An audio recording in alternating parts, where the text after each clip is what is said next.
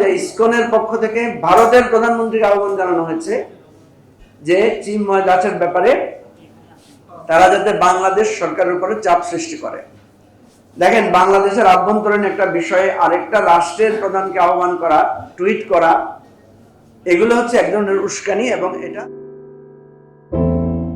মিত্রশক্তি ছিল ছাত্র জনতা, রাজনৈতিক দল এবং অন্যান্য দল, তাদের মধ্যে যে অনেক সুর, এই জিনিসটা আমাদের জাতীয় জীবনের জন্য অত্যন্ত বেদনাদায়ক।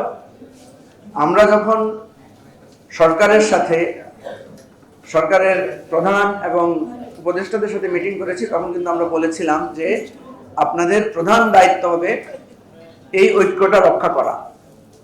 আপনাদের দায়িত্ব হবে এই সমস্ত শক্তিকে একত্রিত করে একটা সংস্কার এবং নির্বাচনের মধ্য দিয়ে আমাদের এই অধ্যায়টাকে শেষ করা। কিন্তু আমরা আজকে দেখছি যে যেই অনৈক্য এবং যে বিভক্তির সুর এবং যে হিংসা হানাহানি, এটার জন্য কিন্তু সরকার কোনোভাবেই তার দায় এড়াতে পারে না। আমরা এই জন্য প্রথমেই বলছি, সরকারকে এই ব্যাপারে অত্যন্ত কার্যকর ভূমিকা নিতে হবে। যা হয়েছে, এখন যদি তারা সঠিকভাবে ভূমিকা না নেন এবং এখনো যদি তারা অবহেলা করেন, এখনো যদি তারা আন্দোলনের মিত্র শক্তিগুলোর ব্যাপারে উদাসীনতা প্রদর্শন করেন, তাহলে সেটা হবে অত্যন্ত দুর্ভাগ্যজনক। প্রিয় ভাই ও বোনেরা, আমরা যে একটা সফল আন্দোলন করেছিলাম, সে আন্দোলনে আপনারা জানেন ছাত্ররা নেতৃত্ব দিয়েছে, আর আমরা সকল রাজনৈতিক দলেরা সেটাকে সমর্থন দিয়েছি এবং একটা পর্যায়ে সবাই আমরা রাজপথে রক্ত ঝরিয়ে সংগ্রামী ছিলাম।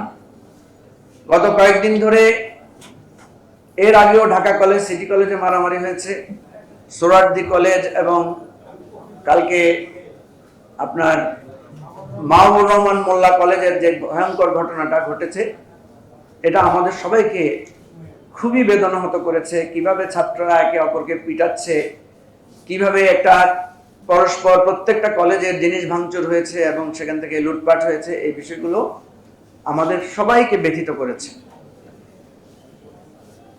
এখন প্রশ্ন হচ্ছে, এই যে ছোটখাটো বিষয় নিয়ে, এর আগে আপনি দেখেছেন যে ইউনাইটেড মেডিকেল কলেজ, না ওটা ন্যাশনাল মেডিকেল কলেজে, পুরান ঢাকা, সেখানেও ভাঙচুর হয়েছে। আজকে আমি দেখলাম যে ন্যাশনাল মেডিকেল কলেজের প্রিন্সিপাল অত্যন্ত দুঃখ ভারাক্রান্ত হৃদয় বলছেন যে একটা চিকিৎসার, মানুষের মৃত্যু হতেই পারে, মানুষের বিপদ হতেই পারে, কিন্তু যে কোনো ঘটনাকে কেন্দ্র করে হসপিটালে হামলা করা, ডাক্তারদেরকে দায়ী করা, এগুলো কিন্তু আমাদের দেশে প্রায় হয়। আমরা সরকারকে বারবার যে জিনিসটা বলেছি যে এই যে রিক্সাওয়ালাদের দাবি, অটো রিক্সাওয়ালাদের দাবি, গার্মেন্টস শ্রমিকদের দাবি, ছাত্রদের বিভিন্ন দাবি, কলেজ বিশ্ববিদ্যালয় করার দাবি, এই দাবিগুলো তো নতুন কোনো বিষয় না, এগুলো তো অনেক আগের দাবি। সরকারের পক্ষ থেকে যদি একটা স্ট্রং টিম করা হতো, এই যত দাবি দেওয়া আছে সবাইকে নিয়ে আলাদা করে বসে তাদের দাবিগুলো সমাধান করা। আপনারা দেখেছেন গতকালকে অহিংস গণ অভ্যুত্থান নামে একটা আন্দোলনের জন্য ঢাকায় কিছু লোকজন এসেছে, প্রতিমধ্যে তাদের অনেককে ফেরত দেওয়া হয়েছে।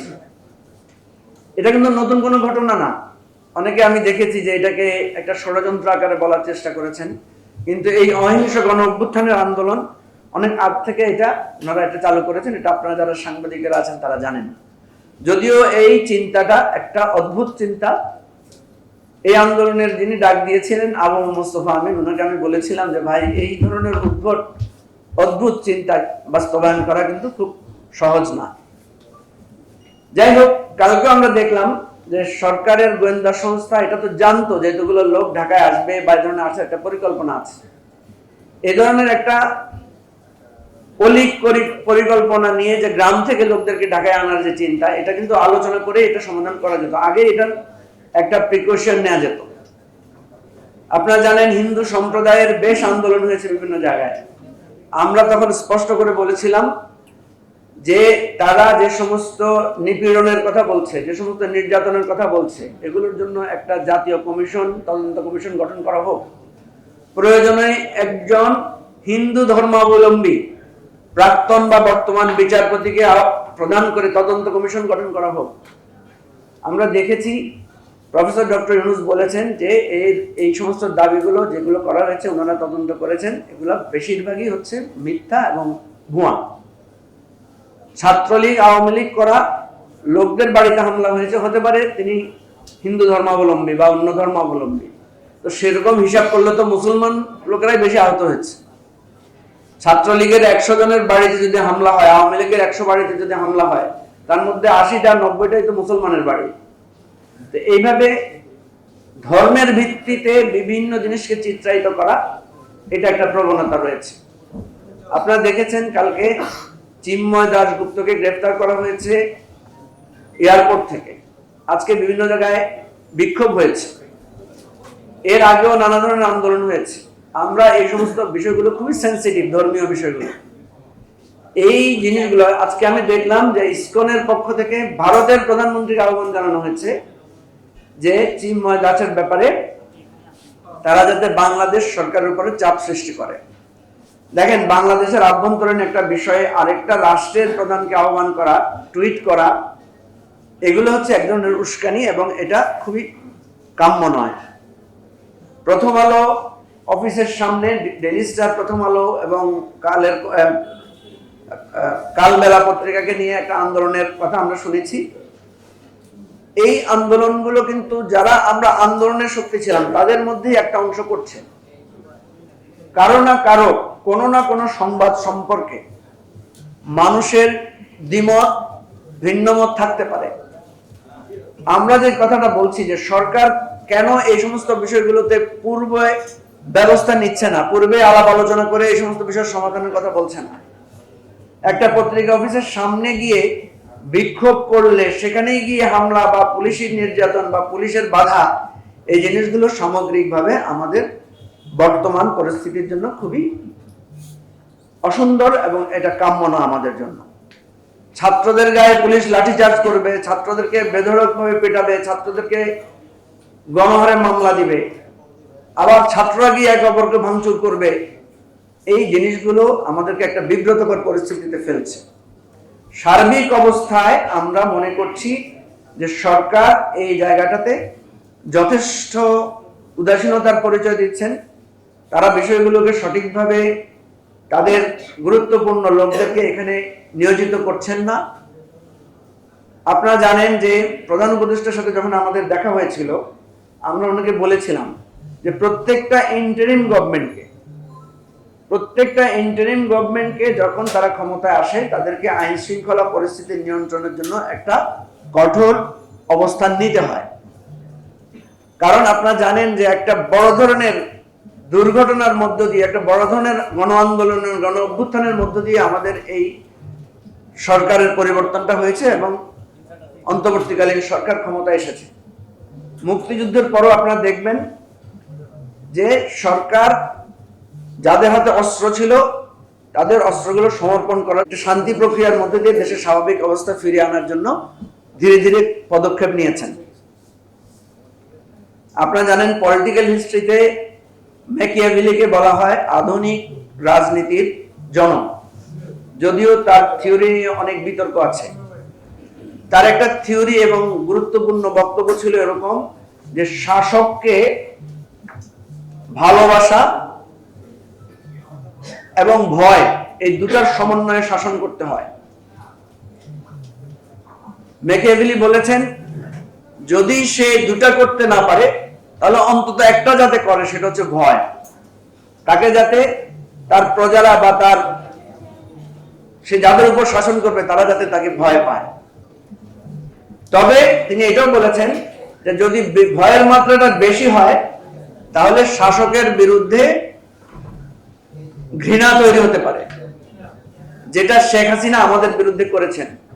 উনি শুধু ভয় দিয়ে আমাদেরকে শাসন করার চেষ্টা করেছেন এবং ভয়ের মাত্রাতিরিক্ত করেছেন।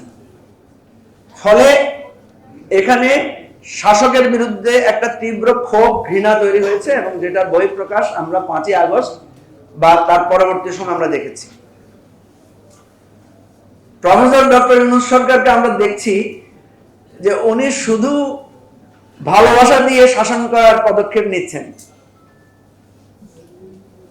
এই জায়গাটায় আমরা ওনাকে সতর্ক করেছি, বলেছি যে ভালোবাসা এবং শাসন অর্থাৎ যৌক্তিক জায়গায় একটা রাষ্ট্র শাসকের, উনি কিন্তু বারবার বলছেন যে উনি নাকি শাসক না। আপনি শাসক না, কিন্তু আপনি শাসনের দায়িত্ব নিয়েছেন। স্পষ্ট করে বলছি, দেখেন প্রফেসর ডক্টর ইউনূস আমাদের বাংলাদেশিদের মধ্যে একমাত্র নোবেল পুরস্কার প্রাপ্ত। উনি শান্তিতে নোবেল পেয়েছেন। এত বড় একটা গণ অভ্যুত্থানে তাকে এককভাবে হাতে নেতৃত্ব তুলে দেওয়া হয়েছে। তিনি সর্বময় কর্তৃত্ব, নেতৃত্ব এবং ক্ষমতা পেয়েছেন এবং অনবরত তাকে আমরা সমর্থন দিয়ে যাচ্ছি। শুধু তাই না, সারা পৃথিবীতে তার প্রতি সমর্থন রয়েছে। এত বড় নিরঙ্কুশ সমর্থন পৃথিবীতে আর কেউ পেয়েছিল কিনা আমি জানি না। এটা সত্ত্বেও উনি যদি বাংলাদেশে শান্তি প্রতিষ্ঠা করতে না পারেন, শান্তি রক্ষা করতে না পারেন, তাহলে নিশ্চয়ই তার শান্তি পুরস্কার প্রশ্নবিদ্ধ হবে।